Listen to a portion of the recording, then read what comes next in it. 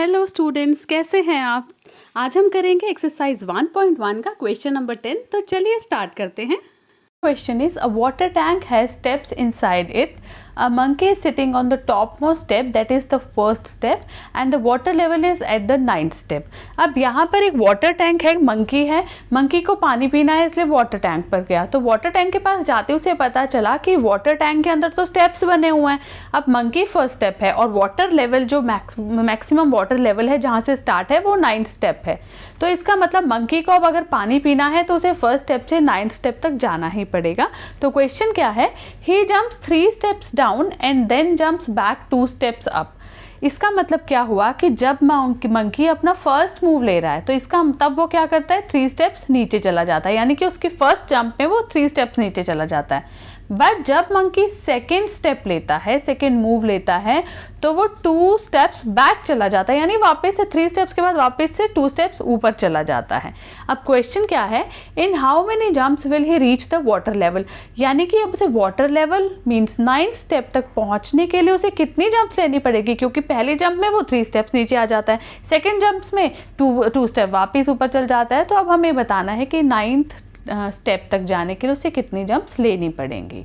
तो यहाँ सबसे पहले हम क्या करेंगे कि जो जंप्स वो नीचे की तरफ आ रहा है, जो स्टेप्स वो नीचे की तरफ आ रहा है उसे हम लेंगे पॉजिटिव इंटीजर, और जो स्टेप्स वो ऊपर की तरफ जा रहे हैं यानी कि सेकेंड स्टेप में जब वो ऊपर स्टेप अप करता है तो उसे हम लेंगे नेगेटिव इंटीजर। ठीक है, सबसे पहले मंकी इनिशियली मंकी कहाँ पर है, फर्स्ट स्टेप पर है।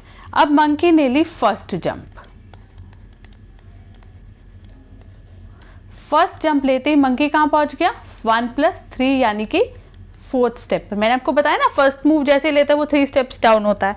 फिर मंकी ने ली सेकेंड जंप लेने के बाद मंकी क्या है, 2 स्टेप्स वापस पहुंच गया, यानी कि -4 + -2, तो ये कितना आया, 2। अब यहाँ प्लस क्यों किया, क्योंकि वो मूवमेंट कर रहा है इसलिए हमने प्लस किया, उसने सेकंड जंप ली। बट यहाँ -2 क्यों लिया, क्योंकि वो वापस 2 जंप्स बैक पहुंच गया, 2 स्टेप्स बैक पहुंच गया, इसीलिए हमने ये 2 माइनस में लिया। इसमें आपको बिल्कुल भी कंफ्यूज नहीं होना है, बिल्कुल भी, क्योंकि वो आगे बढ़ रहा है, वो सेकेंड जंप ले रहा है, इसलिए हम इसे पॉजिटिव इंटीजर में लेंगे। और क्योंकि सेकेंड जंप में वो 2 स्टेप्स बैक हो गया है और बैक वाले स्टेप्स को हम नेगेटिव इंटीजर में ले रहे हैं, इसलिए हमने यहाँ पे लिया माइनस। तो प्लस माइनस से हो गया माइनस, तो 4 - 2 कितना हुआ, 2। अब आता है मंकी लेता है थर्ड जंप, तो थर्ड जंप लेते ही 3 स्टेप्स वापस नीचे आ गया, यानी कि वो पहुंच गया 5th स्टेप पर। फिर मंकी ने ली फोर्थ जंप लेने के बाद मंकी कहाँ पहुंच गया, 5 + -2, यानी कि ये पहुंच गया 3rd स्टेप पर। 4 जंप में पहुंचा 3 स्टेप्स, तो 5th जंप ली मंकी ने और ये पहुंच गया 3 + 3 = 6th स्टेप पर। फिर 6th जंप ली मंकी ने और वापस से 2 स्टेप्स गया और पहुंच गया 4th स्टेप पर। 7th जंप ली, 4 + 3 और ये पहुंचा 7th स्टेप पर। देन 8, आपको याद है ना, हमने 9th स्टेप तक जाना है, ये पहुंच गया 5th स्टेप तक। 9th जंप ली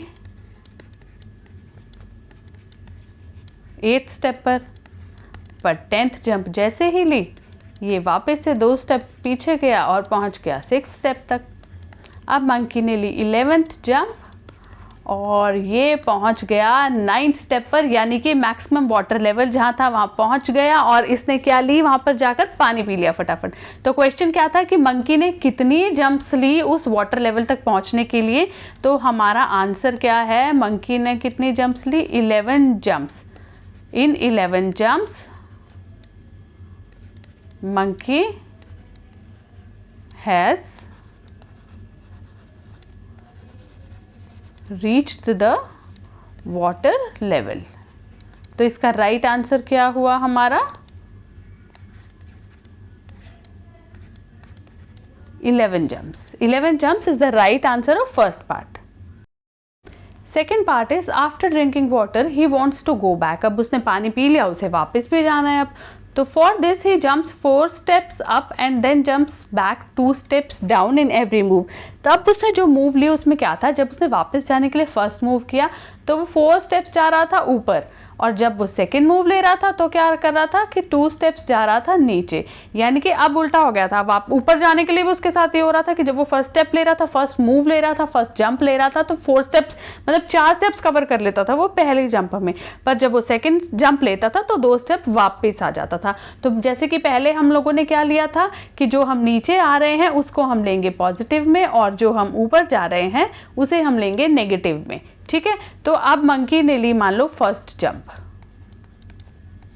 यहाँ मंकी ने ली फर्स्ट जंप वापस आने के लिए, तो इस टाइम वो कहाँ पर है, अब हमें 1 से स्टार्ट नहीं करना, अभी वो 9th स्टेप है ना, क्योंकि वो नीचे बैठा हुआ है, वो 9th स्टेप पे है, तो उसने फर्स्ट जंप ली है तो वो 4 स्टेप ऊपर गया, तो यानी कि प्लस -4, तो यहाँ क्या आया 5।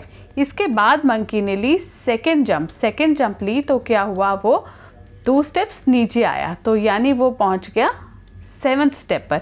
अब फिर से कंफ्यूज नहीं आना, यहाँ प्लस क्यों आया, यहाँ +2 इसीलिए आया क्योंकि नीचे जो भी आ रहे थे हमने पहले उसे पॉजिटिव इंटीजर में लिया था, और ऊपर जितने भी स्टेप्स जा रहा था उसे हमने नेगेटिव में लिया था, ठीक है। इसके बाद आया मंकी का थर्ड जंप, थर्ड मूव जब हुआ तो वापस से वो 4 स्टेप ऊपर चला गया, तो यानी कि वो पहुंच गया 3rd स्टेप पर।